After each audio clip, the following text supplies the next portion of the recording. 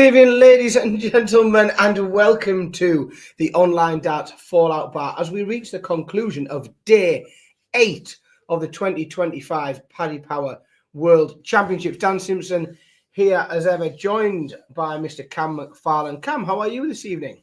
Not so bad, mate. Not so bad. It's nice of us to give Colin a night off, considering he's not had one up until this point. Done 7 nights straight, bless him. I don't know what he's doing tonight, but I assume sitting quite worried after a couple of the results, looking at the tour card picture. Well, full respect as ever. Just a quick note to Cowan, who has shouldered the big burden for the team this week in picking up every single Fallout bar so far. You are stuck this evening with Cam and myself. We've already got some action in the chat room. It has been a bit of a strange day, to say the very... I think we might find a couple of things to talk about. So definitely on a couple of talking points. The chat room is busy already. Bob is in, Paddy is in as well, as is Josh, Matthew, Max is in, also a member of the Online Darts Inner Circle there. Ken is in. Really interesting day of darts. There was some results that sort of almost went exactly to plan. There were some results that certainly did not go to plan. If you've got an 8-fold up today, get immediately out to the shops in the morning and put the lottery on. Because absolutely. Because I don't think anyone does. I don't think anyone picked that combination. One of the lads in our darts team put in last night a 7-fold. And it might even have been an 8-fold. I can't remember whether he's gone all the way through the card or whether he'd left one out. And he started off with, no, it was 7 because he didn't have the Searle Campbell match in it. But he started off with Rasmus, Cullen and Ian White. And I told him, I don't fancy any of those first 3. They all came in. And then he got through all the tough ones and then got to Ross Smith and it all fell apart. It was ridiculous amount of money as well. Yeah, I mean, whilst we had, you could call a couple of the afternoon sessions some rogue results. Things got incredibly rogue by the time we hit the evening. It was a really funny old day of darts. Now, what we'll do, folks, as ever, is we will work our way through bit by bit, and then we'll get on to some predictions for tomorrow games. But I think we'll start very much where your pal got off to a good start on his ACCA this morning. And I think most people probably called this the right way, Cam, I would expect. Maybe not as comprehensive, but have we just seen in reality what many knew Ryan Searle had? And for years, people have been talking about Ryan Searle as a very dangerous prospect, and we know he's had a few deep runs. He went to that Players' Championship final where he got edged out by Peter Wright, but he looked really solid today, Ryan Searle, didn't he? Yeah, this was really impressive. I thought he would edge it, but having watched Campbell the other night, I thought Campbell played relatively well the other night and expected him to sort of come on a little bit, as we've seen a lot of people do after that first game and sort of up it. He still played well, Matt Campbell, but he just didn't get given a sniff by Ryan Searle. It was a really good performance. Started it off in that first set by just rattling through it very quickly, averaging well over a ton in that first set, and he just never looked back and didn't even lose a leg from that point onwards. No, he's averaged a ton. He's gone over 50% on his doubles.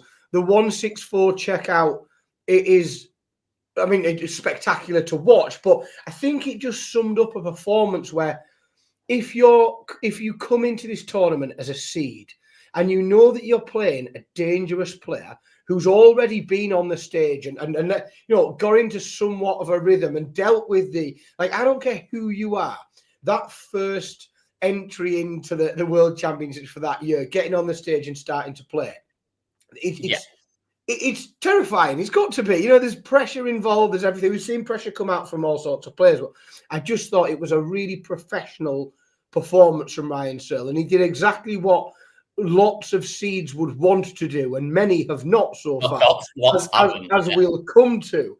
Really impressive. And Matt Campbell, I think it's difficult to be too negative about his performance. You know, he's done well getting through that first game. Let's not forget, Matt Campbell was a player who wasn't actually in the World Championships. You know, he hadn't qualified for the World Championships.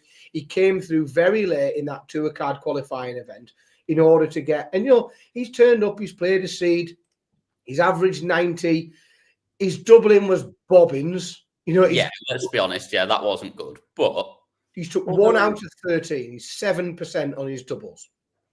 But other than that, he's not had a stinker, has he? Like, he's going away with 15 grand. It's not a disaster for him by any means. And like, we know he can be better than that, but we've also seen a lot worse than that this week as well, to be honest.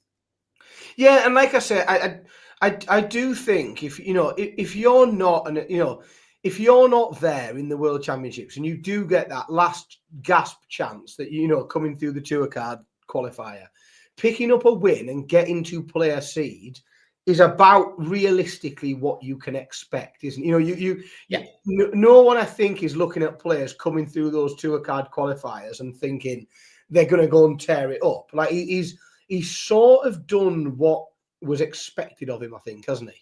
Yeah, exactly that. I think absolutely right. I think it's any more than that's a bonus, isn't it? Like, that's what you're looking at coming into it, going, and win a game, get yourself back home, and go again next year. It's no disaster by any means. Like, no, it's another appearance. 15 grand, happy days. I think that's as well. From I haven't got it in front of me. I normally have. I'll have to get some extra windows open. I think that is something like Matt Campbell's sixth consecutive appearance at Alexandra Palace. I think 6 years on the spin. He's got himself to that event, and you know, yes, he's not setting the world alight there, but he is consistently getting there, which puts you in the, you know, amongst the elite consistently, isn't it? Certainly, if you can do that 6 years on the spin.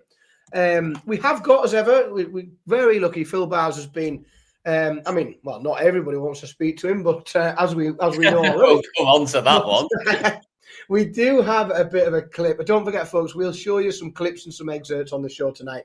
The rest of the interviews in full will be available on our YouTube channel. But we'll hear now from what Ryan Searle made of today's match. I don't know, really. I think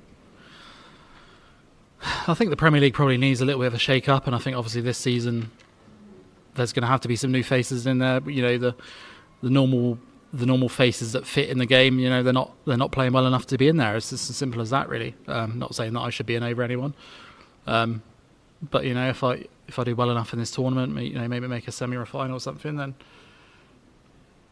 I'd love to be in it if I was picked just out of merit. You know, so yeah, we'll see. We'll just see how it goes. Yeah, I think there's no reason why they can't shake the tournament up a little bit. Just get a few sort of new faces in there. It's, you know, it's always the same faces. You know, sort of no matter how well they're playing or well they aren't playing, they just seem to put the same faces in every time, and I think that can get a little boring. But I think, you know, you look at probably ticket sales, they sell out before the lineup's even mentioned, so it probably doesn't really matter, to be honest. But yeah, it's just one of those things, and you know, I don't think it would hurt just to put a few different faces in there, wherever it's mine or, you know, there's plenty of other players that, you know, not necessarily deserve a spot, but you know, it wouldn't hurt to put them in. Fight and talk, it seems, from Ryan Searle.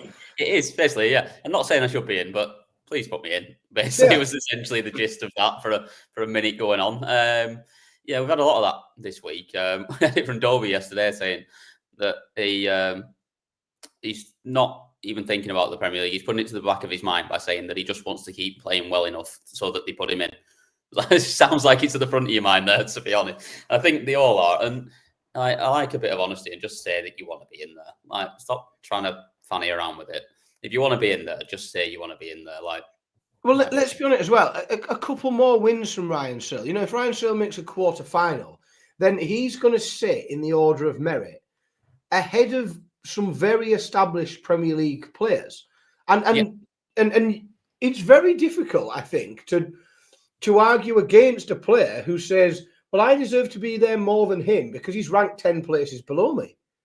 Like, yeah, over the last 2 years. You can say that, but are you going to pick Ryan Searle instead of Michael Smith, who won the World Championships 2 years ago and has finished in the top 4 in the last 2 Premier Leagues? I'm not. I don't care where he is in the rankings. Well, I want Michael Smith there. Well, this is where we get to what the Premier League actually is, don't we? Because what you're talking of there is what you would book for your exhibition that you were going to see in Manchester. Well, not even that. I just think, like, if you finish in the top 4 in it the last 2 years, regardless of where you're now ranked, because it's not done on rankings, and that doesn't win you any money in terms of the rankings, I think you should be back in it again. If you take the top 4 in from last year and you rank the top 4 on the order of merit, there's very few spaces up for grabs, isn't there? Yeah. And I think we know that there is very few spaces up for grabs. I think that we know that's to be the case. Time will tell how Ryan Searle can establish himself as a front runner or not in terms of the Premier League. But we'll move on to our next game from this afternoon, and this is a game that, like, this went exactly the way I thought it would go. Like, we've members of the team have been very, very, very high on Dirk van Duijvenbode for the last year and a half or so, seemingly constantly talking about that he's sort of back. You know, like, this is Dirk van Duijvenbode back to his best. I think we've seen glimpses of him. I think we've seen glimpses of what he's capable of. I don't think it's anywhere close to the level that we should expect from him. You know, we did see a decent run at the Players' Championship finals, but I don't think during that we saw him play particularly well. You know, edged out Connor Scott in a decider.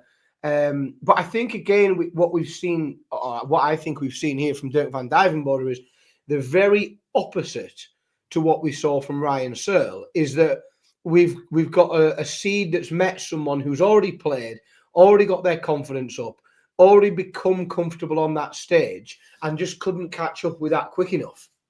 Yeah, I think so. I thought Rasmus played really well here. Like, it doesn't look the best performance sort of stats-wise, but I thought he was really solid, and I was impressed with his scoring on the 20s as much as anything, because he's not generally.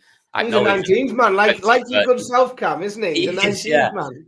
He goes to the 19s from a much higher height than I do, but the same sort of thing. And it's got a very different trajectory on it, hasn't he? Very much so. Mine go flat into the 19s. He's coming at a steep angle. But yeah, very, very much not a 180 hitter that you'd usually say. And he's sort of outscored Dirk on the 180s, which probably killed a few people's match bets on that one. And it was just really solid, 45% on the outer ring, and he just did enough. I think he did have a wobble, as Jamie says in the chat. He did have a wobble, but I don't think I've ever seen him have a game where he's not had a wobble at some point. We've seen so many hints, I think, as to the player that Madas Rasmus can be. You know, we've seen loads of times where he's done it for 2 or 3 games. He's turned up and he's played superb at a Players' Championship event. We have seen good stuff from him on TV. But this, I think, was a really good sign, because Dirk van Duijvenbode is an intimidating and a difficult player to play against. I think, you know, there's lots of pros that will say Dirk van Duijvenbode gives you a headache on stage. Yeah. And if he gets in a rhythm, he scores heavily as well. This is it. Under a hell of a lot of pressure. It's not just the game as well. You know, it's his whole persona and the way he approaches that game. And the way you've got to get over that to start with. Well, I mean, it's horrific. It should be outlawed for me. I think it's. I don't mind it. It's better. No, it's better horrible, awful. Dimmies. I mean, well, agreed, but you know, I'd rather put pins in my eyes and watch that. You want to be kicked in the face or punched, in the face or punched in the balls. Which one? Yeah, like, I'm both just to not watch Dimmies. Yeah, but no, yeah, very, very solid from Rasmus, and again, another player that exciting to see what happens next, because there are few players in the world that he can't beat. If they turn up and chuck their B game, he can compete with everybody, because he has that level. He's got, when he's at it, he's really, really solid. Really solid. And I think it's very interesting to see what happens next. Really good. Yeah, if he finishes like that as well. And I mean, we saw that Bunting didn't start well in his game the other day. So it's not an easy game for Bunting by any means, that coming up against Rasmus. And if he gets off to a slow start again, he might find himself in a bit of bother. Agreed. I think that's a really interesting match. I think it's one of the fun ones to watch in the next round, because I think we could see a bit of anything in that, and we might see a bit of everything in it as well. Moving on, we then had Joe Cullen against Wessel Nyman. Now, I wasn't on the show last night, and neither was I. So I didn't see. Some folks in the chat room might have to own up to their predictions to see whether or not they gave Joe Cullen the respect that he deserves. The respect that he has been repeatedly disrespected. It's a funny one because we'll come to the interview, but Joe Cullen's A game has always been absolutely tremendous. The guy was within a dart of on this stage as well. Yeah, he is. I mean, he's such a good darts player, and I fear. In fact, I tell you what. Let's do the interview, and then we'll come back around to it, because I think it makes more sense to do it that way. So let's hear a little bit. Well, let's hear very briefly what Joe Cullen's feelings were after the match today. Been caught up in a few things beforehand, but he's served his time, and he's he's held his hands up like a lot haven't. So I think the way I've been treated, probably with the media and things like that. I know obviously you guys have no control of the bookies. I've been shown no respect, so I won't show any respect to any of you guys tonight. I'm going to go home. Cheers. Yeah, so there wasn't a lot to listen to. I didn't know whether we might have the full clip in there, because the full clip was sort of short enough to have put in here. I'm not really sure what reference to Nyman's past was sort of in there, in terms of, obviously we know he's served a ban for match fixing. I'm not sure why that was referenced before he then went on with the fact that he's been disrespected. I don't really know what that had to do with it. And then I really like Joe, and I'm really glad to see him win and see him play well. But I think it's kind of justified that he was written off a little bit beforehand, just based on what we've seen from him this year. This is where I agree, and I'm not sure.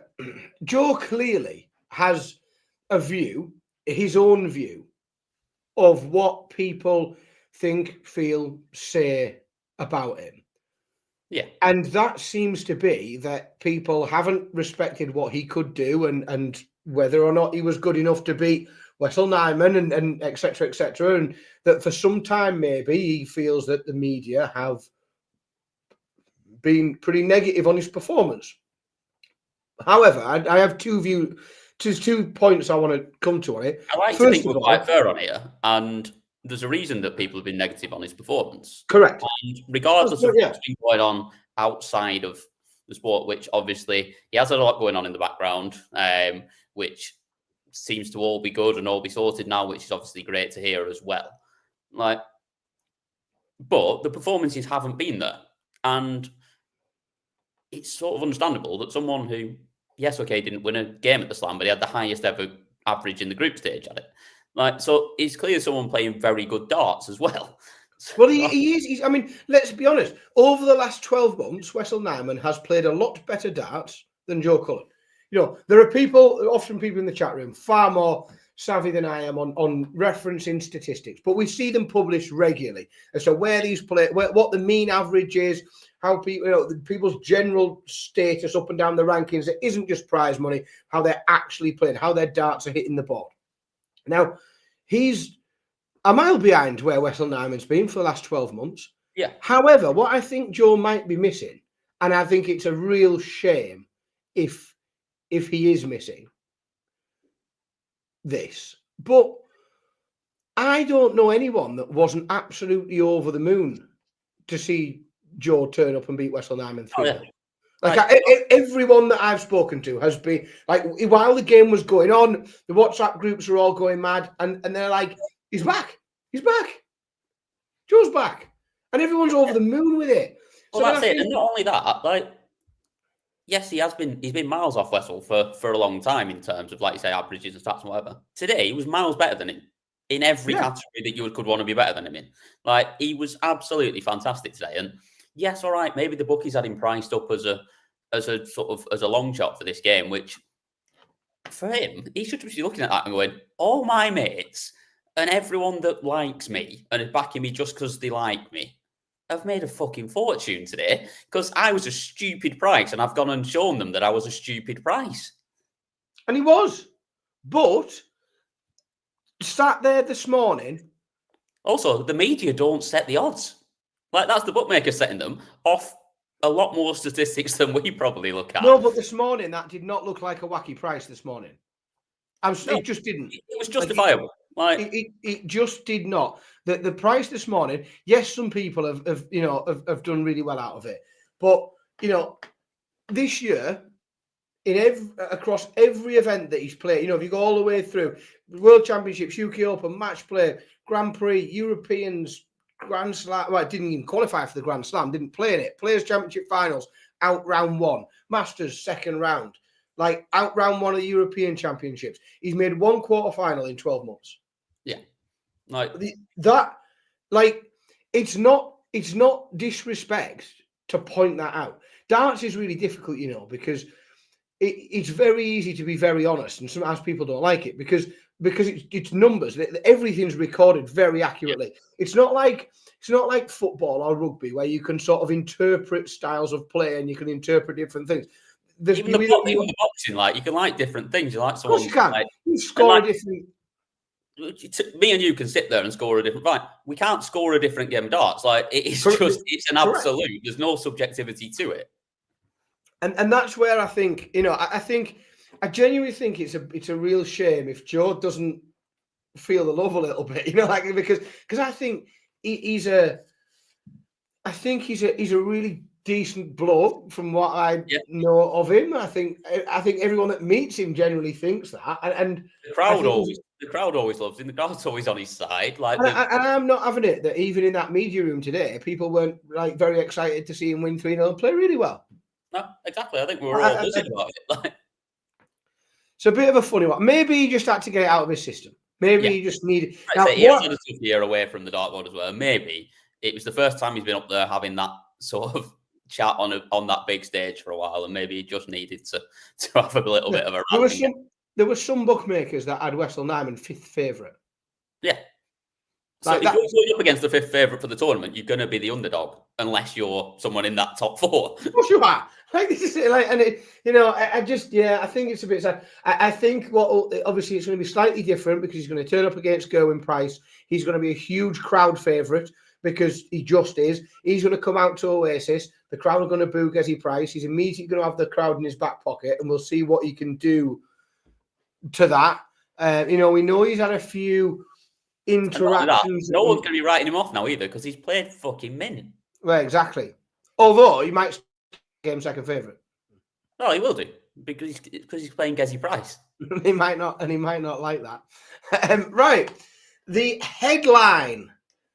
Now, I don't know who put these games in this order. Now, and this is with the greatest respect to Richie Edhouse and Ian White, but that lineup of like Searle and Campbell and then Dirk's on, and like, how did Joe Cullen and Wessel Nyman not go on last? Like, maybe that's where he feels he's been disrespected. Yeah, but if I was behind this game, I'd feel a little bit disrespected as well. If he thinks where he's been disrespected is he's had to go on as the undercard for Ian White and Richie Edhouse, then I'd say you're quite right, Joe. Yeah, quite right. I take it all back.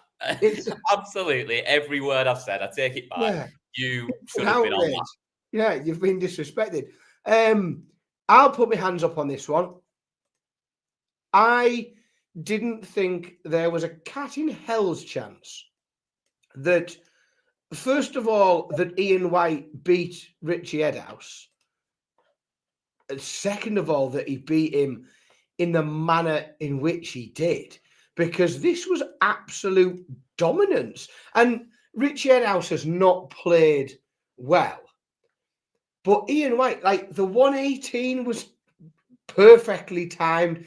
He was completely in control of that match. We haven't seen this from Ian White for a very, very long time. And I've almost had him like in my head, I've sort of almost had him like by proxy semi-retired. You know, sort of we've barely seen him on a stage for the last couple of years. So you know, like this year he qualified for virtually nothing. You know, it wasn't at the match play, wasn't at the Grand Prix, wasn't at the European Championships, obviously not at the Slam. Then where we've seen him, he's out round 1 at the Worlds, round 2 at the Players' Championships, and round 3 at the UK Open. I mean, he did beat Van Gerwen at the Players' Championships, but yeah, I know what you mean. Like he's, but there is still a dart player there, isn't there?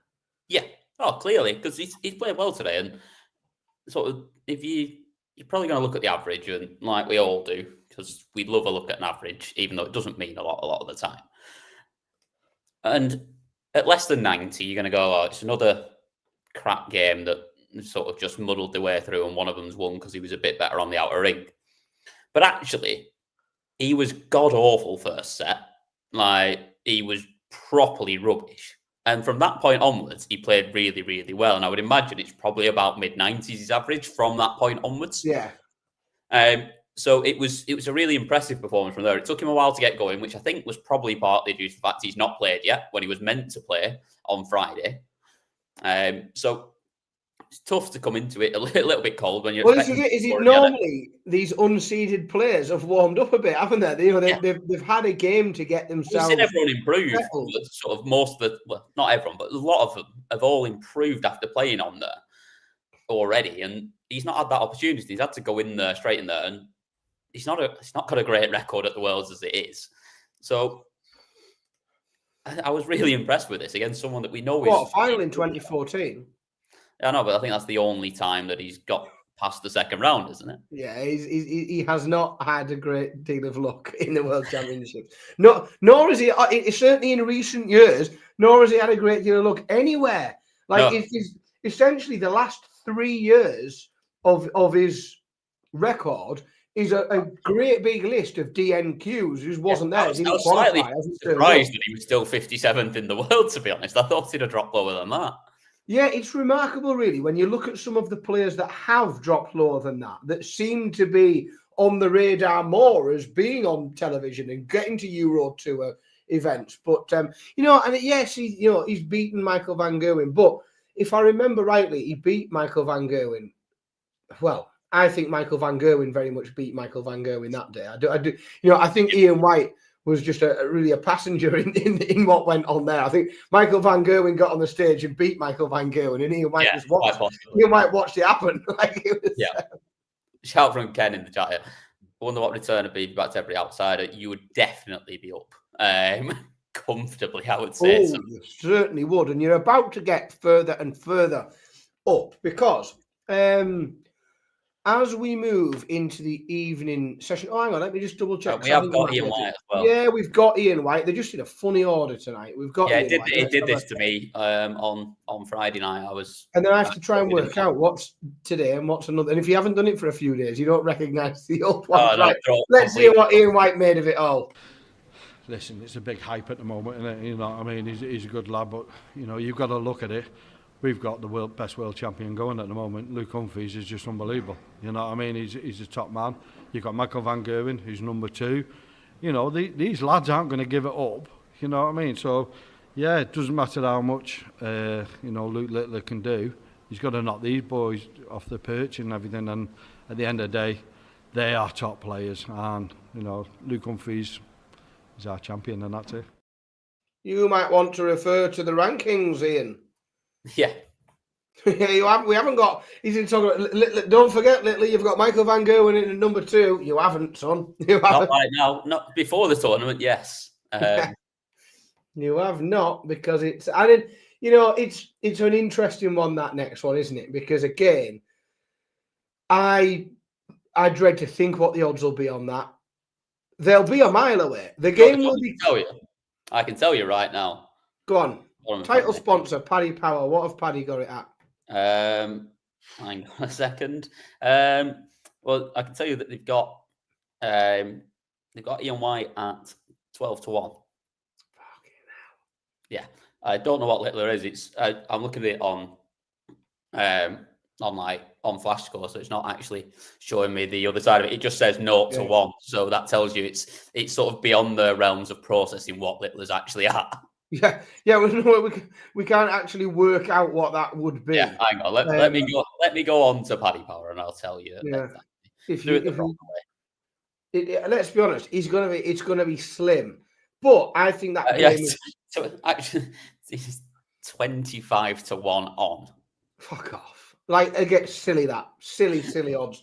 Like, if you want to back in 4-0, you still getting less than even money.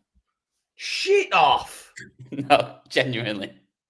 And the money's on the hand. The way today's gone, 4-0 Liam White at 35 to 1 looks all right. Well, I tell you what, folks. Yeah, but like, let's be honest, it's Ian White on a handicap that bet, isn't it? Yeah. Because the odds are going to be disgusting. I'd say, surely you're just taking him to win a set. Which, if you want him to win a set, 6 to 5 Ian White to win a set. Yes, I like that. That's ridiculous. I think that's incredibly generous from Paddy Power. Because they're a generous set of folks. They were paid out on Dave Allen winning the fight last night. They did. I saw that. I don't imagine at 9 to 1 there were many people backing Dave Allen to win the fight last night. So I don't think they've given out too much money. But about $5, I think that's what they've given out. Someone had 50p on it and they've paid him. Yeah. Now, I mean, I would not be shocked in any way if Ian White held out for a set. Because all it takes is Luke to go off. If he wins the ball, Littler starts a little bit slowly again. He pisses the first set. Exactly.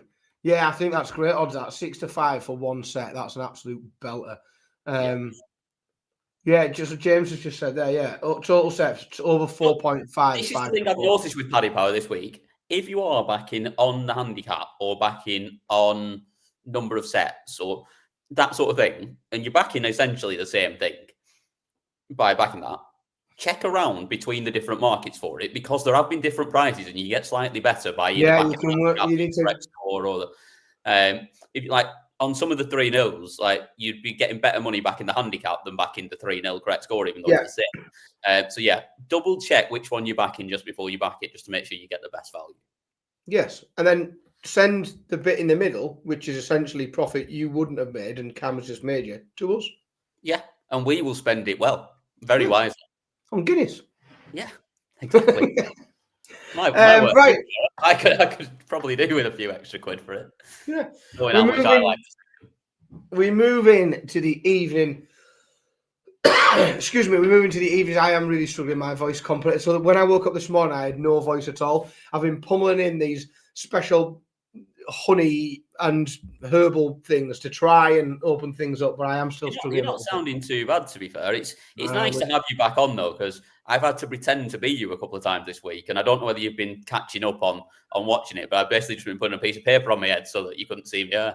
Very good. I like that. Yeah. Well, I've not got the light set up at the minute, so that all the light's coming from above, and it's giving me a proper light reflect. It's making me look bolder than I actually am, folks. I need to get mine sorted out a little bit because it's making me look very red. But that's the wine, right? How many today? Let's get into the evening because now the Geordies. This is an absolute... This is why I had to pretend to be you, because the Geordies are flying. Mate. Now, we really are up here. Like, we are having an unbelievable tournament. Like, we've seen Ryan Joyce doing... Not quite as well as the Welsh, though. Not quite as well as the Welsh, but, you know, I feel like... Do you remember when we had that really good Olympics where everyone just kept referring to Yorkshire?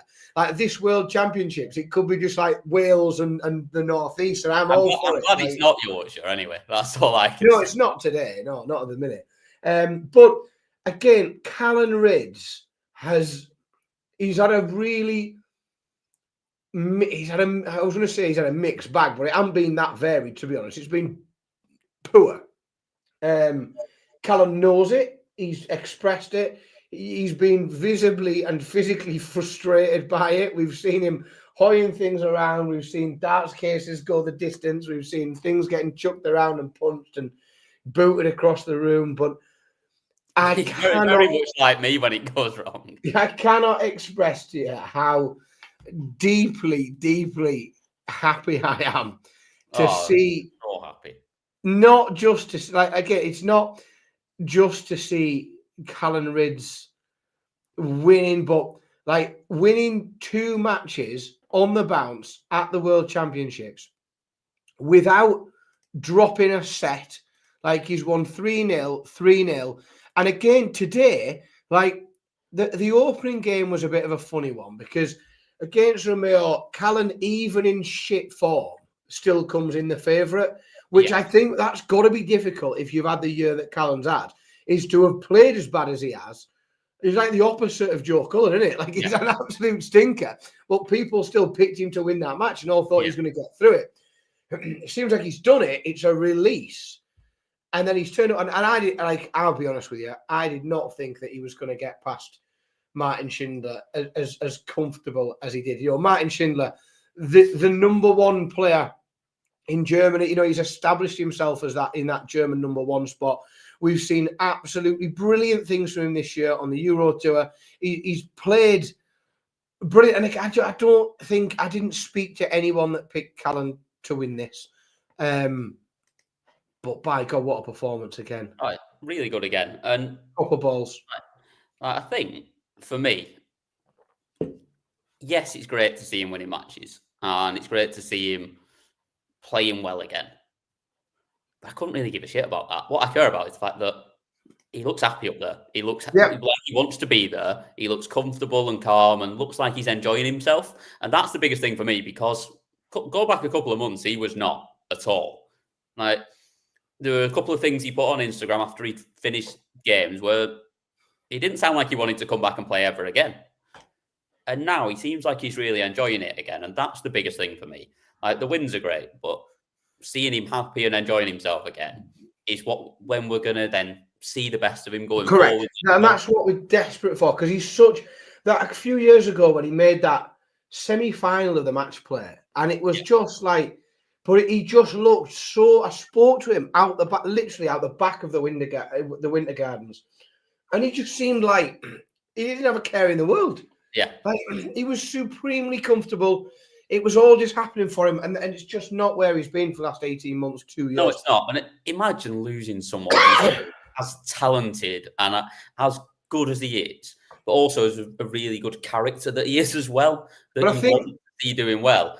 And none of us want that. And we want to see him back to enjoying the sport and wanting to do it. And that's the biggest takeaway for me so far from these Worlds.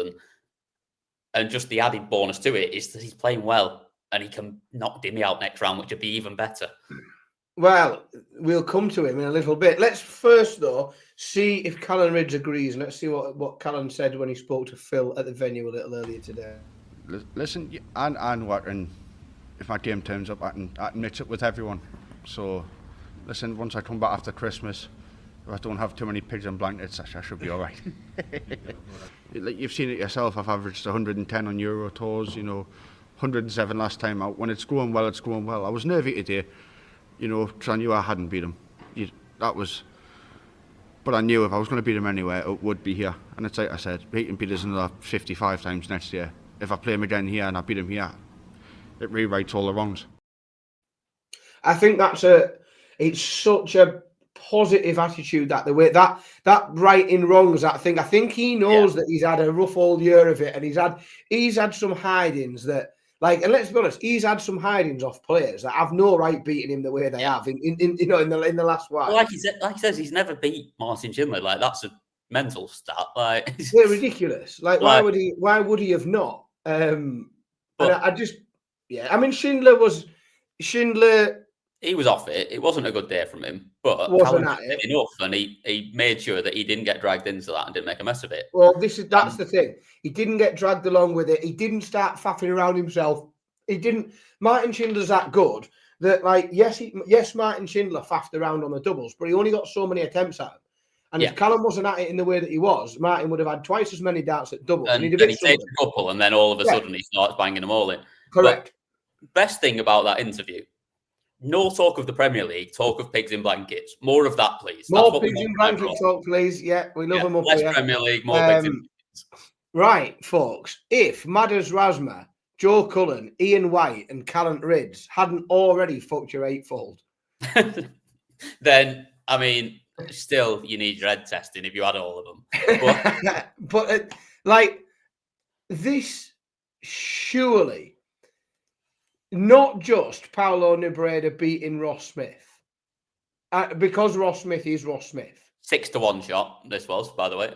But also, Paulo Nebrida throwing the same amount of 180s, the same amount of 140s as Ross Smith. Yeah. 81% on doubles and beating Ross Smith 3-0. I mean, it's really, really impressive. Yeah. Really impressive. Like, I think there's not a lot more you can say about it. Like, yes, Ross Smith has levels above this that he's not got to. But if you get given opportunities and you slap in 9 out of 11 darts at a double, it doesn't, and you're averaging over 90, it doesn't really matter what your opponent's doing at that point, because you're still probably gonna win. And well, here's a little won this game more than Ross Smith losing it. 3 days ago, Paulo Nebrida did not have a Wikipedia page. You'll all be pleased to know, folks, that Did he not? No, he's been around for a while, though, as Paulo, hasn't he? Like, I thought he would have had one.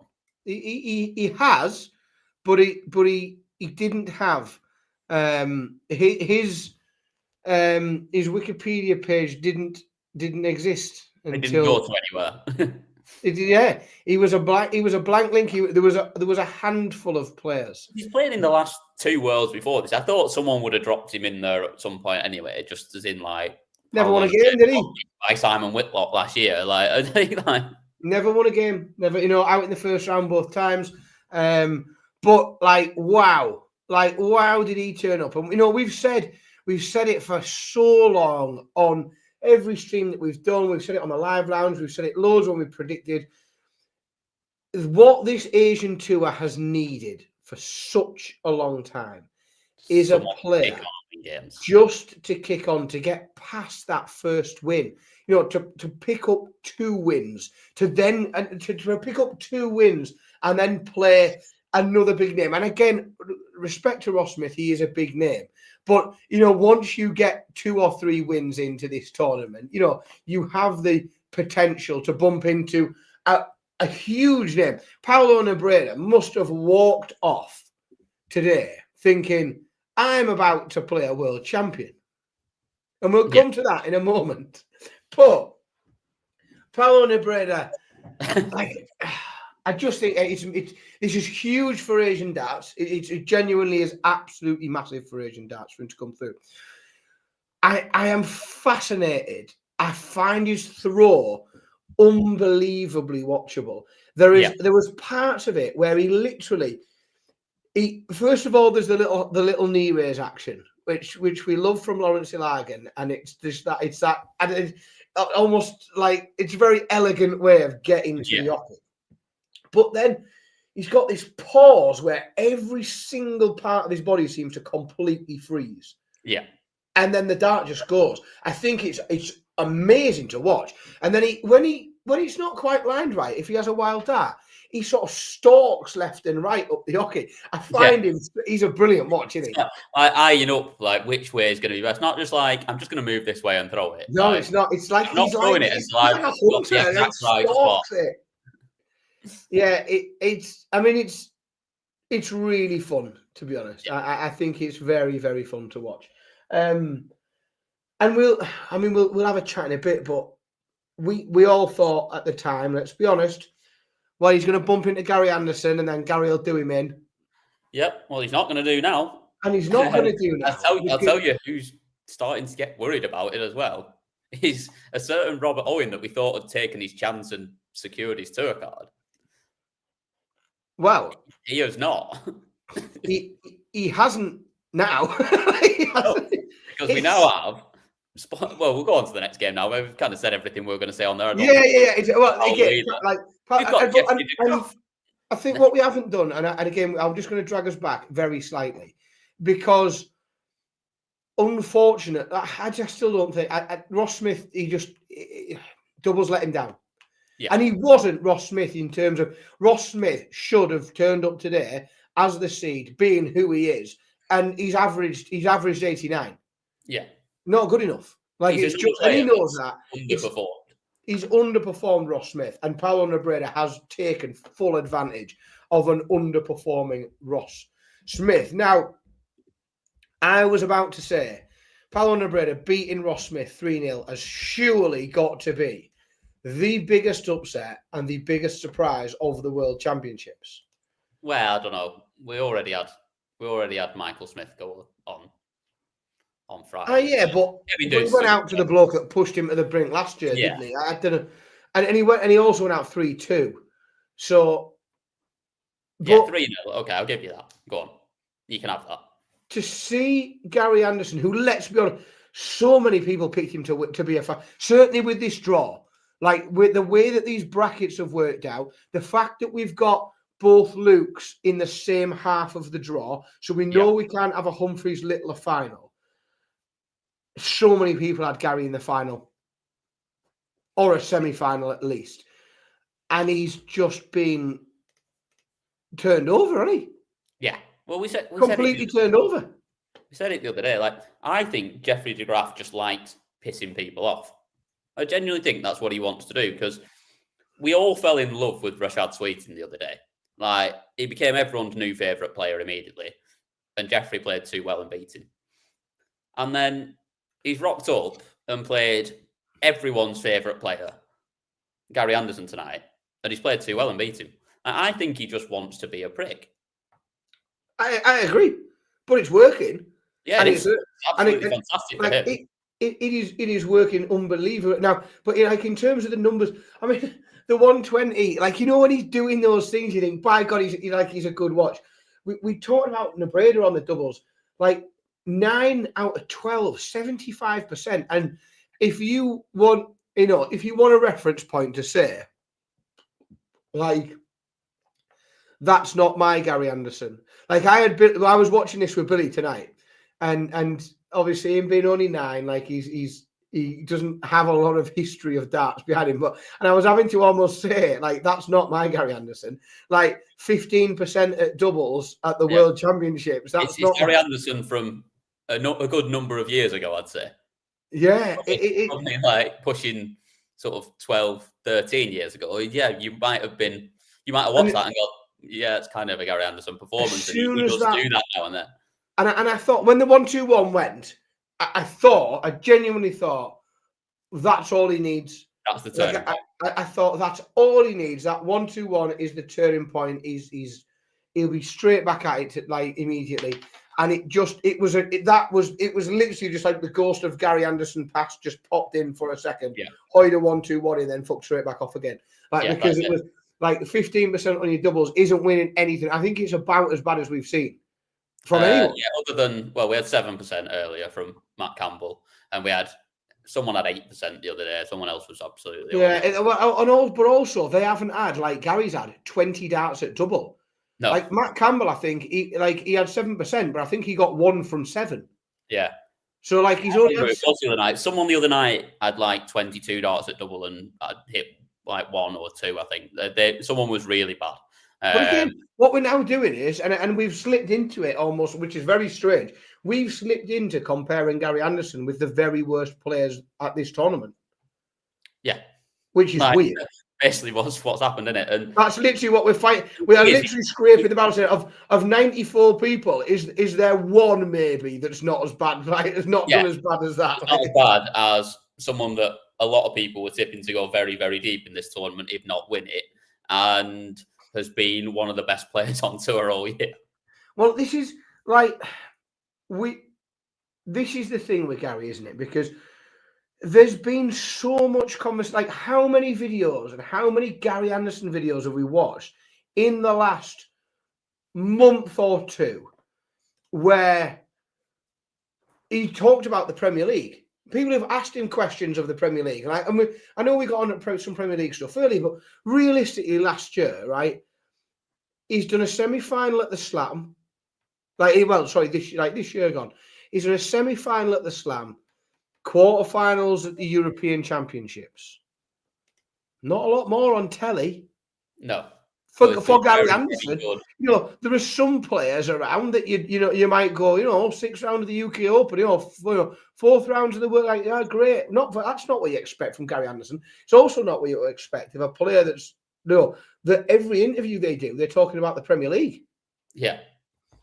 Because whilst he is, he is.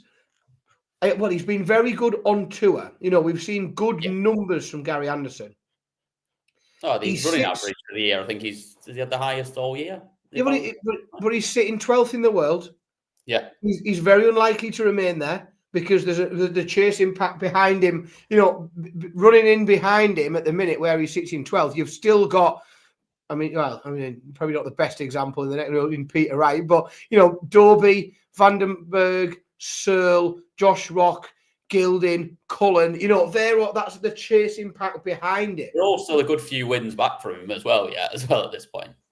Yeah, but I don't think. I think that loss has sucked the life out of an awful lot of the Premier League talk. Yeah, I think so. To be honest, I don't think he'd have done it anyway, probably. I'm not sure he'd have. Yeah, but people are going to stop asking, aren't they? Yeah. Oh, yeah, absolutely. This is the thing. Like, every interview that he's done for 6 months, that's been as soon as 2 or 3 players threw a stinker at the Premier League this year, everyone just kept saying Gary all year. They're like, well, we just need Gary back, don't we? Yeah. And everyone keeps posing the question. I just think the question stops getting asked now because I just think he's too far away from it in terms of what we see him do on the TV and what the casual fans are seeing of him. Yeah, 100%. By the way, 3-0 double on Nebrida and Jeffrey de Graaf was 356 to 1, which is a big number. But to be honest, I thought it would have been more than that. Yeah, you almost feel like that should be life-changing money, that shouldn't it? If you've picked that out and backed it, you should be able to change your life with those winnings. Yeah, even from a quid, you should be in 5 figures, I reckon. If you pick that, we mustn't gloss over too much the achievement of Jeffrey de Graaf. Like I said, monster average, gorgeous checkouts, 75% on his doubles. He's better than Rob Cross on double 18. And this is a player who currently sits 1 win away from retaining his tour card. But it is the 3rd round of the world, so he'll have a really tough draw for that, won't he? Yeah, of course. He's going to face He's going to face Paulo Nebrida. To basically make Rob Owen have to win again, even though Rob Owen will have thought he'd done enough. He may have to win again now if Jeffrey de Graaf wins. And even if Jeffrey doesn't win, he's still not sure of it because Paulo could still go on a massive tear and end up in front of him as well. This is it. But, and we're going to come to some predictions in a minute.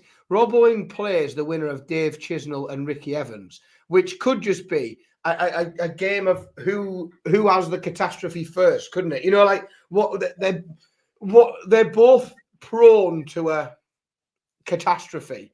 It could either be one of the best games we've ever seen, one of the worst games we've ever seen, or somewhere in the middle where one's good and one's bad. Let's hear, before we move on to talking about what's going to happen tomorrow. Oh, God, we're going to talk about that fucking last game and all, haven't we? Right, let's hear from Jeffrey de Graaf. Dimitri won 3-0, move on. Yeah, correct. We haven't got an interview from him. Right, let's hear from Jeffrey de Graaf first. Yeah, definitely. It's a dream come true for me. He's been my idol since I was 14 years old. He's been playing, what he is capable of. It's unbelievable. But he didn't really show up today, and I felt I got my chances and I took them immediately. So I'm very happy with his win. Definitely, yeah. Now it's yeah, for sure. It's beating my idol on this stage. It's been when I was with Target as well. It's like from they asked me this question. It's like, who would you want to meet? And most people say Phil Taylor. I knew that was not an option anymore. And then Gary Anderson is for me as well. For me, it's the biggest game in my life.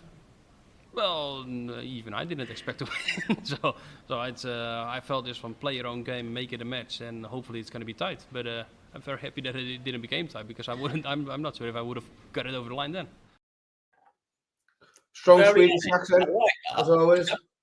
Yeah, I really like that, how honest he was, that I didn't really think I was going to win. And if it had gone close, I don't know if I'd have been able to do it. But no, and I've sort of challenged anyone who is a sports fan of any sport, to not just have a little bit of like. It is a little bit heartwarming when any sportsman says, like, that's the bloke that I used to watch on the telly. Yeah, that was my hero. That's the person that made me get into this, and I've got to not only got to play them on the stage, but I've got to beat them. And that it's genuine. It's very, very special, isn't it? It's that's very the dream growing up, isn't it? Like that's Of course it is. That's what you're looking for. It's what you want to do. It's just it's just a bit special, isn't it? Yeah, and it is. I think that it makes for a wild. I mean, who had that pinned? Who thought the third round best of 7 sets we're going to see Jeffrey de Graaf against Paulo Nebrida? If you've got that on your chart at the beginning of things, then you probably won't be able to fill the scores in because you're in a straitjacket. Yeah. Quite right. Right. We've just ticked over where today is tomorrow. So let's quickly mention, and again, and it isn't me just dragging on Dimmy, because we find him a bit of a tough watch sometime, you and I. But again, this was just sort of, it was a decent performance from the seed against a player that he was expecting to beat. Dimmy's turned up. He's chucked 40% on his doubles, 96 average. He's come in and he's really solid. It was pretty good. It's very much. It was a bit like Ryan Searle earlier, wasn't it? It was a very similar performance to what we saw from Ryan Searle. He's turned up, he's played his game, where on paper he is a better dart player than Dylan Slevin. If he turns up and they both play at 85% of their game, then he'll beat him. And that is pretty much what happened. They were both all right.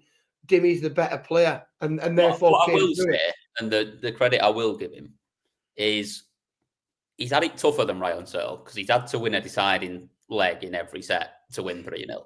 Like, Dylan's played well and pushed him all the way, but he just looked nerveless up there, didn't he? Like, and it was ominous for the rest of the tournament for people that aren't massive fans of him, how easy he made this look today in a game that was actually pretty tight. And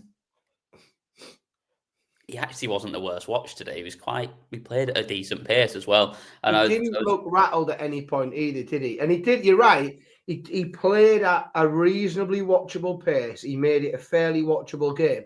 It is a shame for Dimitri van den Bergh fans that he plays Callan Rydz in the next round, which means he's getting beat 4-0. Absolutely, yeah. Where's me piece of paper gone to put on my head? I'll be Dan Simpson again for that. Callan Rydz 4-0. Right. It's time to talk about today / tomorrow. It's 2 minutes past 12. So today is now tomorrow. Tomorrow is now today. We've got 8 games to predict. We are right on the arse end of things. This is the last bit of darts action before Christmas tomorrow. So these are the very last games where qualifiers will play the seeds, where the seeds are coming in. There are some very strange ones tomorrow, and I do not want to watch this first game. Well, I mean, to be honest, there's a lot not to watch. No, I know, but I find Christoph quite a hard watch as it is. However, Alexis Toiler is one of the hardest watches we've had all week. Yes, it has been challenging. Now, I feel I'm not sure whether Richard Veenstra was shite, like really underperformed, and I just think that if Ratajski shows up at 70-75%, I don't think the pace of Toiler having his he has more practice swings than a professional golfer before he gets up and plays. Like, I don't think that will affect Ratajski, because Ratajski's pretty slow and deliberate anyway. Yeah. So he's not in a rhythm, is he? Ratajski winning this 3-0. I'm gonna give Toiler a set. Don't drag it out to 4. I can't watch 4 of it. No, I'm gonna put you through it, mate. Yeah, I'm gonna give him 1 set. I just think, simply because I just think Ratajski isn't quite where he should be, and therefore there'll just be a few holes of throw that'll keep it a little bit closer than a complete whitewash. Make sure, folks, you put your predictions in the chat room. We'll have a little look, see what everybody thinks. Daniel Lucas has got Christoph winning 3-0. James has got Ratajski as well. Get Martin Lukeman on as quick as you can. Jack's got Christoph winning 3-1. Norville's also a 3-1 victory. Ben, who's a member, he's in the members club. Ben's got Ratajski winning 3-0. Yes, James, the Dimitri interview might be up on our channel, but it isn't as yet in the back end of our system, so we can't. Unfortunately, Phil hasn't had a chance to do that for us, so you'll have to watch that. Go and watch it after you've watched us. Bob has gone 3-0 to Polish Eagle. It is a bit of a clean sweep. They've either... Jamie's got 6-5 Toiler in the 5th set. Rest of the session cancelled. Yeah, there won't be time for the rest of the session if that happens. No, that's it, yeah. Somebody, long before that would have happened, would have punched the button on the fire alarm. Just had enough of it and just got them all out. Well, I'll probably have had time to drive to London and press it and come back. Yeah, Scott's got Ratajski 3-0 up as well. It's pretty much a clean sweep in the chat room. They've either agreed with you on 3-0 or they've agreed with me that there's one set going the other way. So we're virtually in agreement. This next game, though, I think that this might split the chat room a little bit. It's certainly much, much closer in terms of how the bookies have got it, as we get Andrew Gilding facing Martin Lukeman. Yeah, other than, are we going to see an interview from Andrew Gilding after this game if he wins, where he storms out after 2 minutes because the bookies have got the unseeded player as the favourite for it? I hope so. I don't, because I want Martin Lukeman to win. I hope so. Reason. I hope we don't see an interview from Andrew Gilding because we see an interview from Martin Lukeman, because big fan of Smash. I just think he's great. He's everything that a darts player should be. And just simply because of that, heart overhead.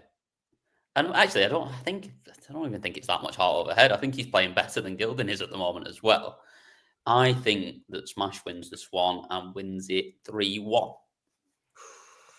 Well, I'm going to make things incredibly boring.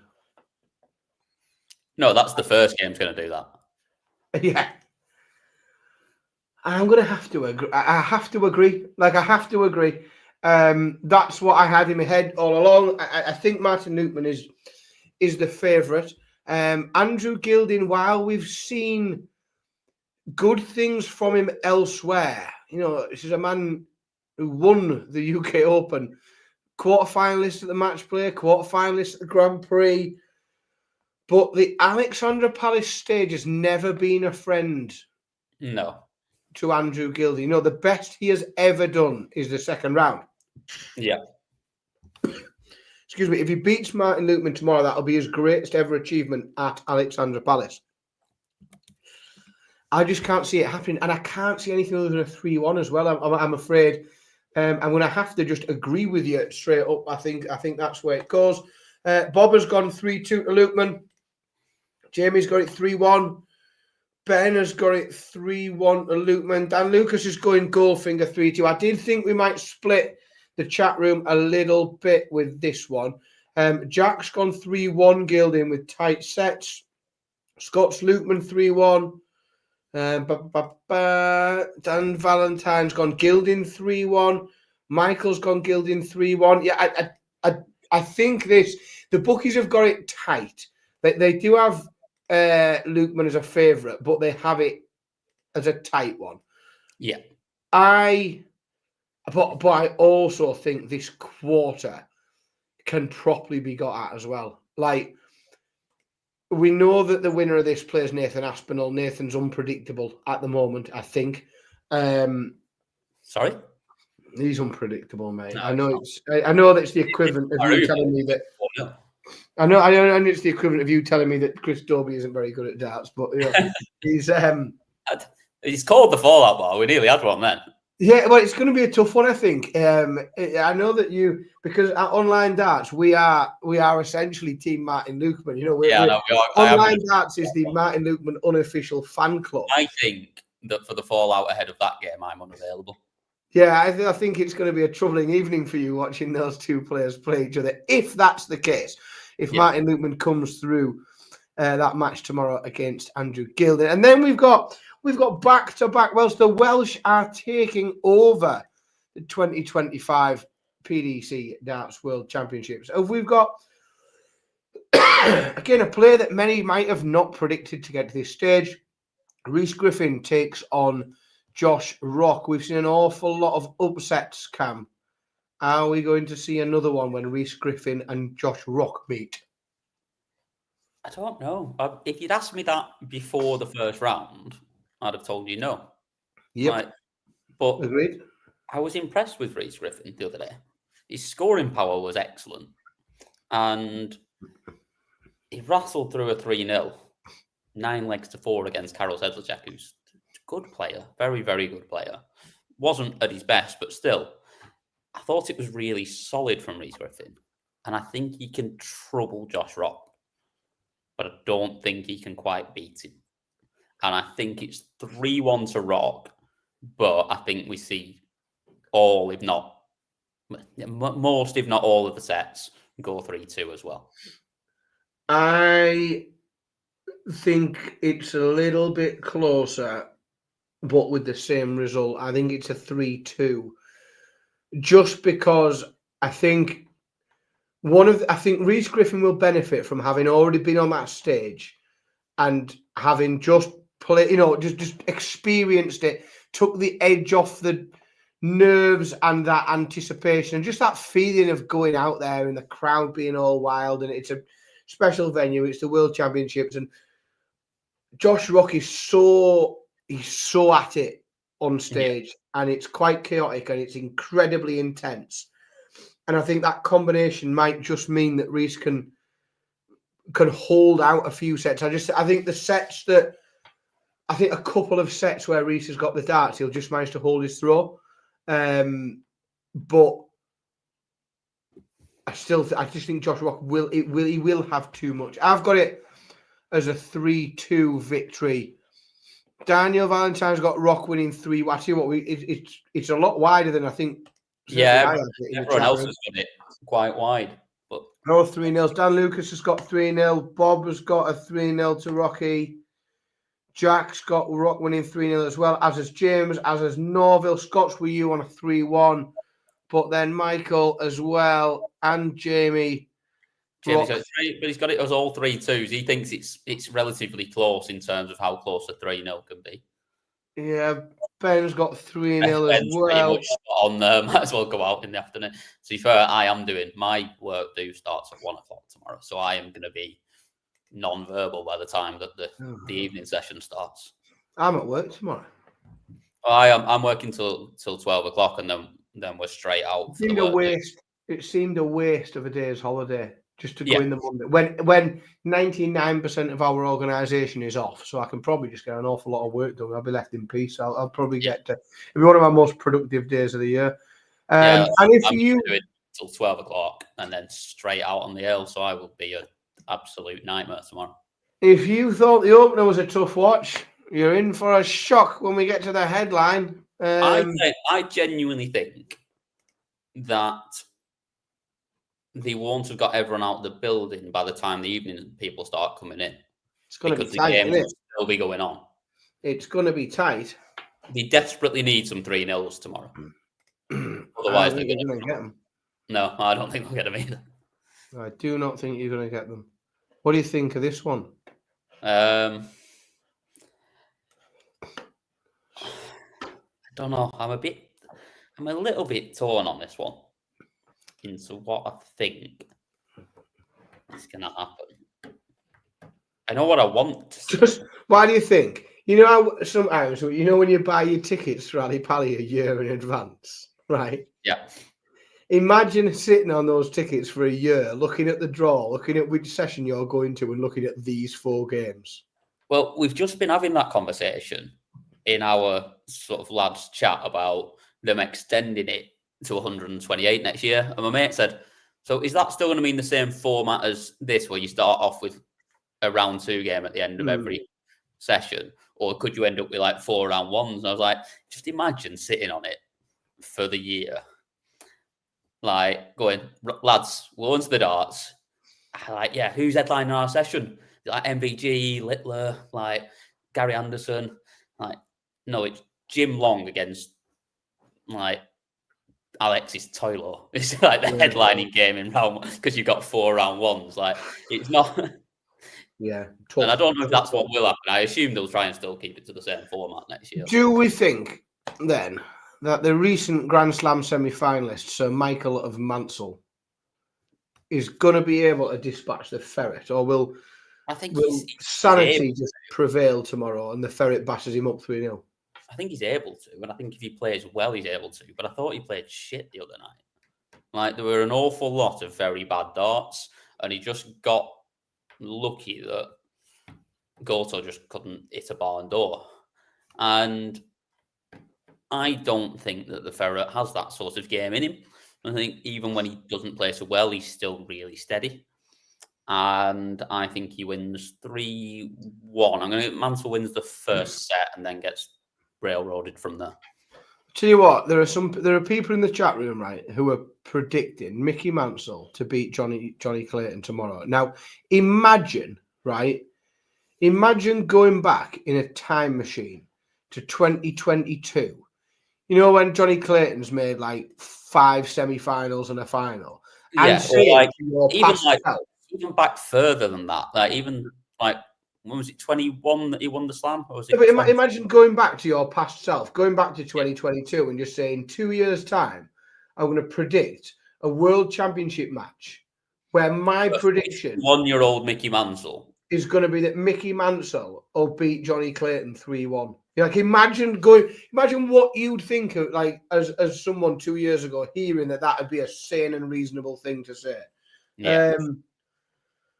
Well, for me, it's not sane and reasonable, and that's even why now. Even now, that's why Johnny Clayton wins 3-0. I think he turns up tomorrow. I think we've seen little glimpses. Well, we know that the Welsh are all playing well anyway. Like the Welsh, and this is and it's the tournament of the Welsh and the Geordies. We've established that. So I think Johnny Clayton wins 3-0. I think we see a big performance from Johnny tomorrow. And they just about get everyone out before the Norville is having to go and have a word with himself 2 years ago and think, how have I got to this point? What's gone wrong? How has darts is broken, I'm afraid. I am predicting Mickey Mansell a dominating victory over Johnny Clayton. James has gone 3-0. Jamie, you're sorry I have to read it, but I'm sorry you had to write it. I'm sorry that there's part of you that has reached this point in your darts. There are places you can go for support for this sort of thing. Daniel Lucas is a 3-1 Clayton, as is Bob. Scott is a 3-0 Clayton. He's with me. Dan Valentine is 3-1 Clayton. Michael's Clayton 3-0. Ben's got it nice and tight as 3-2 to Johnny Clayton. We haven't got time for that. No, we haven't got time for a 3-2. Good Christ, that'll be a tough watch. Into the evening, 2 up-and-coming young European hotshots. The bookies have got this very, very heavily on Gian van Veen.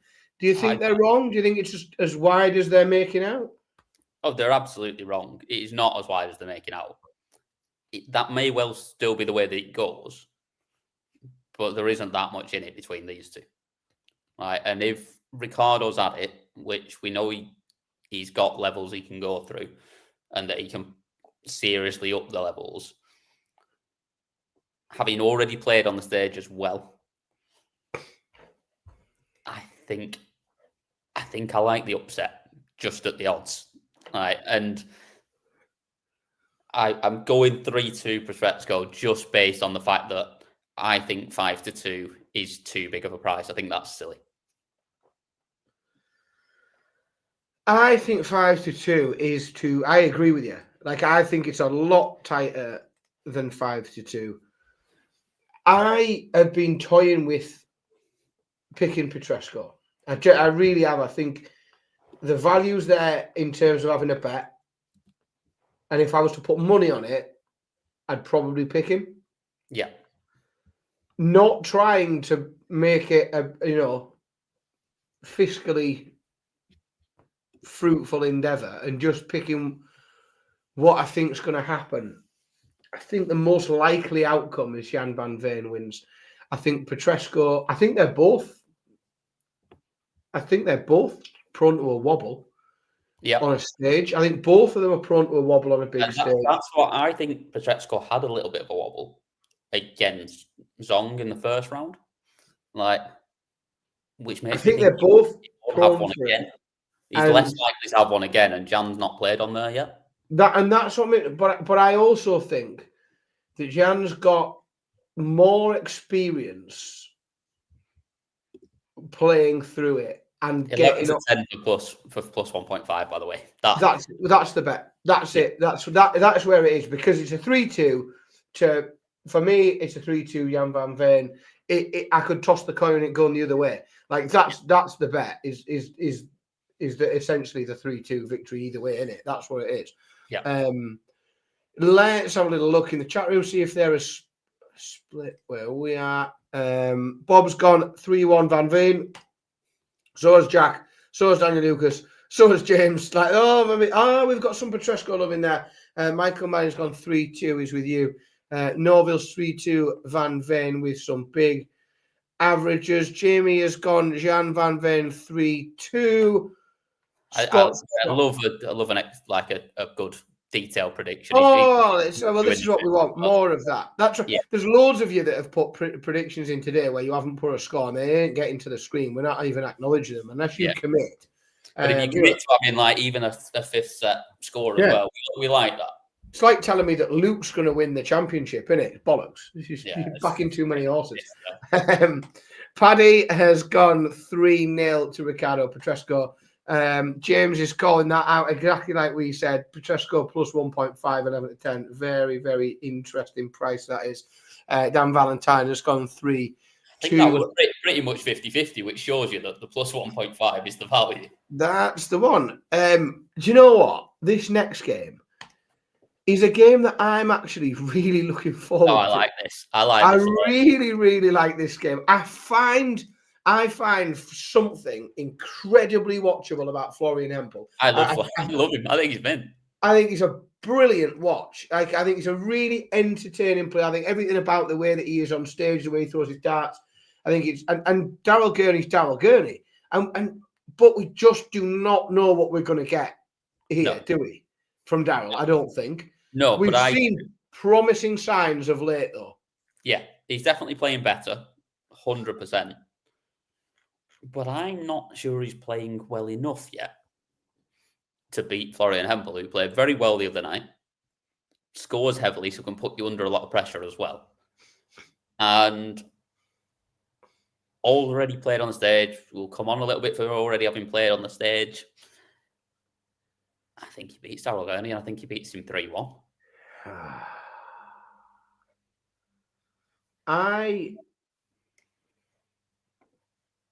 I agree that Hempel wins. I do think that he wins. It's a little bit too soon for Daryl Gurney. That he's like I say, he has been playing better, but we've only seen it in sort of little fits and starts. We've not seen a huge amount of it yet. But we've also seen Hempel take out. I mean, he took out Dimitri van den Bergh last year, didn't he, on that stage? Yeah. We've seen him have some big wins on there. He's coming into it having not played a competitive game for a month here at this point, Daryl Gurney, and I think that hurts. I think that could be like the fact that Hempel's already played one as well. Yeah, I agree. I think Hempel's he knows he's beaten big names up on there. He knows he's won matches that he wasn't favourite for on that stage. He's already playing well. He's come through a really solid performance the other day. I also think I like that he's another one of these, multi-sport. He's been a professional sportsman elsewhere. Yeah.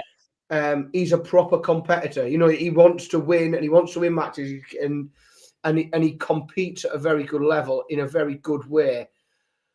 I think it's 3-1 Hempel. I think he bosses it. I think we'll probably be against most of the chat room here by the looks of it, Cam. Daniel Lucas, has got Gurney winning 3-2. Norville is a 3-2 Gurney as well. Oh, Bernard, again, if you're not committing, I'm not having that. I think he has committed further down. I think there's been an error. Is it? There we go. Right, we'll get to that in a second. Right, Dan Valentine's gone Gurney winning 3-2. James is Gurney 3-2 as well. Jack's gone Hempel 3-2, as has Bob. Scott's Hempel 3-2 as well. There we go. Ben's got it in.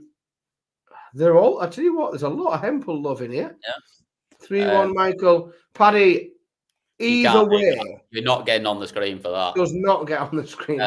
Joel, you can get on the screen. Listen to you most of our drive at work. Thanks for the entertainment. Anytime, obviously. Well, not anytime, just always after the end of the session. But it should prepare you for wherever you're going up north. If you've been listening to me and Dan anyway. How far north? Because wherever you depend on where you're driving, there's a good chance I don't consider it north. Like there's a very good chance that I think I'm going to tell you that's the south. Anywhere south of my house, Dan Simpson will not have us being north. No, I drive south to Manchester. That's me going down south. If I'm going to drive for an hour and a half that way, I've gone down south. Right, Joel, he did get his prediction in there. He's Canadian, right? Yeah, but it's nowhere near. Then he's not going to. We've not prepared him whatsoever. No, he's right. Yeah, it's not. Mind you, I mean. I think he is further north than us, though. I think it's safe to say. I was about to say I will probably heed to Joel being a northerner, being in Canada. I'll accept that. You can have that, yeah. Joel, you are very much from the north. Jamie's gone. He's going more detailed now. We gave him some credit for going detailed on the last one. He's now gone Gurney 3-2, 3-1 in the fifth, and 50% on the doubles. I love it. Good on you, Jamie. Right, 2 left. I mean, this next one, I think, Jave Chisnall and Ricky Evans, I do think it is who can avoid a disaster. Yeah, I mean, it is, yeah. I'm looking around for a coin. My wallet's no idea on this. I haven't got one here. No, neither have I. Let's just utter pot luck on this. Tour de France coasters, right? Right. Dave Chisnall, 3-2. I'll have Ricky Evans 3-2 then. To literally tossed it. I used the Tour de France coasters, spun it as many times. Like that's where we're at. That is my prime prediction. We always have to stick one way or the other, so I will do exactly as. And you've gone that way, so I've just gone the other way. Like just a complete head to tails. That's how we're doing it. But I do think that it's who can avoid a disaster, because I think this game could be anything. We could see a record number of 180s, or we could see them booed off the stage. Like it could be absolutely anything. This, I desperately hope, certainly for those that have bought an all-day ticket, because by Christ, they'll just need something by this point. Yeah, I hope it's good at this point. I hope it's really, really good. Ricky Evans was good for parts of his game against Gordon Mothers the other day. He was. He certainly was. I think we'll see a reasonable game, but when it comes down to the end of it, it could be an absolute shit show. Correct. Dan Lucas has gone Chizzy 3-1. Bob has gone Ricky Evans 3-1. Chizzy has a bad back. Is that inside information? I shall speak to my bookmaker.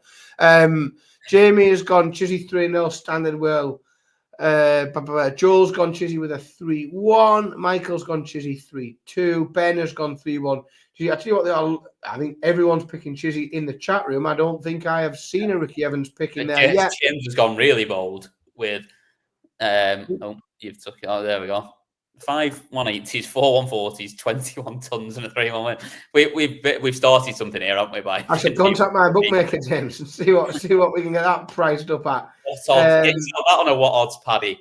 Yeah, Scott's gone 3-2 to Chizzy. Paddy has gone Chizzy 3-1, and Evans to trip up on his walk on. Yeah. Like Jamie says, they're going to get value for money. Only in terms of time. I think. Yeah, only in terms of time, because there's a very good reason, that there's no games planned for the day after this. Yeah. Although, what I will say is, last game of the night, this is value for money. This is going to be. This is your ticket. this is your main event. Two teammates, two players that know each other very, very well. We've got last year's semi-finalist playing one of the biggest names in the sport, former world champion, Premier League regular. It's a monster of a game. Yeah, you're getting no value on that, Jamie. Chizzy 4.5, over 4.5 bounce outs. That'll be first set. Do you fancy the upset? I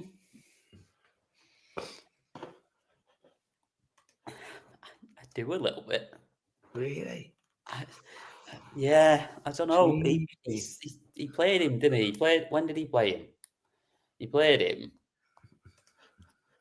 Was it this stage 2 years ago? I think it was this stage 2 years ago that he played him. And he pretty much matched him and got beat 3-1 because he said that he gave him too much respect and gave him sort of. Yeah, he did. He beat him 3-1 2 years ago, 2022. And I don't think he'll do that now. And I think we'll see the Scott Williams that we saw on stage the other night when he played Nico Springer in what was one of the games of the tournament so far. It was absolutely fantastic. And I think he'll be giving it the full sort of extravagant Scott Williams best. And I think he maybe just rattles Rob a little bit. And he nicks it 3-2. Ooh.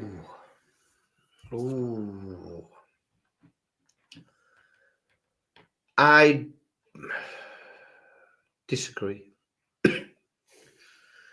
I think it's a Rob Cross. I just haven't seen. He was so good last year. That run to the semi-finals was so impressive. Not just the games that he won, but just everything about the way that he went about it. Just how impressive that he was. I mean, that defeat of Michael van Gerwen was absolutely huge in the quarterfinals. Yeah, like it showed real bollocks. But I just haven't seen enough since. I haven't seen enough follow up from that. I really thought that we were on about this the other night. He just bobbins on the floor events, because he just don't want to be there. He can't be asked. He wants to play on big stages, but the problem is, and Hempel falls into the same category as this. It's all well and good being good on big stages, but if you play shit all year, you don't get on them. You don't get invited, and this has been the problem: is we've barely seen him all year. Yeah, we've barely seen him all year, and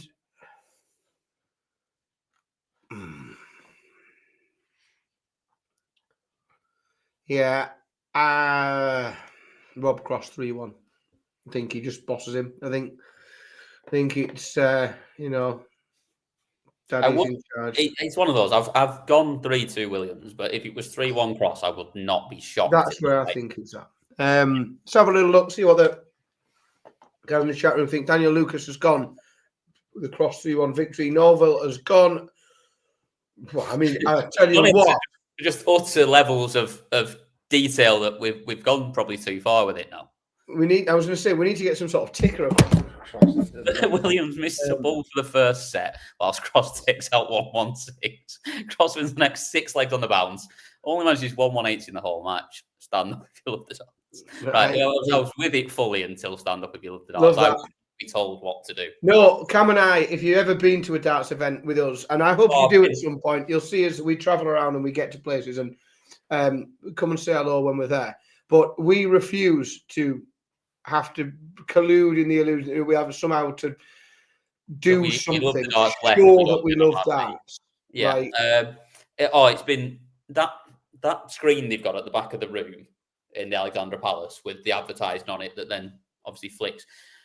The fact that keeps encouraging "Don't take me home" has been pissing me right off. Yeah, that call you should be immediately expelled for the Touré chant. Literally just dragged out by your feet. That shouldn't exist ever in darts. No, I think you need to just drag that. I think they need a good solid slap in the face first. Let's see what they've all got because we're about done. I think Bob's gone 3-1 to Cross. as is Joel. I think that's going to be a very popular pick. James, you're right. This could have been the final last year, and it wouldn't have been 3-1. They play far more sets in the final, but James has gone with a 3-1 cross victory. Scott has gone 3-2. Michael is agreeing on a Williams pick, as is Jamie, with 3 blind 140s. I don't think he'll do that against Rob Cross. I think he will. I think he will this time. I don't think he did last time, but I think he didn't last time. No, not against them. But also, they're not blind 140s or blind 180s because he fully lets it go and then just turns his head before. Then turns his head afterwards, yeah. That's like me, yeah. I'm going to blindly take Ben's comment off. Anyway, 3-2 cross, sudden death leg. As Joe's gone 3-1, Jack is 3-1 to cross as well as Joe. Paddy is in with a 3-1. Very, very heavy for Rob Cross. 1 or 2 picking Williams, but not very many. Most of them going with the favourite. Right, folks, that pretty much, God, an hour and a half, like we've been at it until it's these 8-game session, like inside, especially if you get 3 or 4 big upsets, you got actually something to talk about. And me and you just like a waffle anyway, to be fair. A couple of late ones in there that I'll get on. Mark's gone cross beat 3-2. Across beat cross. I think is that cross winning or losing? I'm going to go with that to being a Williams win. Digital Darts Online has gone 3-0 cross. I think he's probably right. I think he's maybe 1 set out, but we shall see what tomorrow brings. Right, folks, that is pretty much the end of everything that Cam and I have got to talk to you today. As you know, we've showed you some snippets, little bits and bobs of interviews that Phil has gathered from the venue today. Those interviews will all be available in full on our YouTube channel, so please go and check them out. Listen to them in full. Share your views on them in the comments. We'll be back tomorrow. I'm back. Are you back? You on tomorrow? No, like I say, you're when you work too. Oh God, we don't want you anywhere near this tomorrow. I'll be non-verbal by that point. I will not be. No. Yeah. I could do with you not even having access to this system. Oh, if I message you and say I'm going to jump on, just block me. Oh yeah, that's what I mean. I could do with just making sure you don't have access to this and making it keep you out. It will be me and somebody else tomorrow, folks. For the final day. Happy Christmas to all of you, because I'm not going to be back for tomorrow. So, yeah, thank you, everyone, for the last few days. It's been a wonderful start. They've been done great numbers for us as well, the number of you in here and getting involved, because that is what makes it sort of the show that it is. Like, if it was just me and Dan waffling bollocks, we'd still enjoy it, but it wouldn't be quite as good as a spectacle. No, and a spectacle it certainly is. We have been... online darts with Paddy Power for the Fallout Bar as day 8 is now in the books. I've been Dan Simpson. I've been joined by Cam McFarlane. We'll be back tomorrow for another show, the last one before Christmas. Thank you all very much and good night.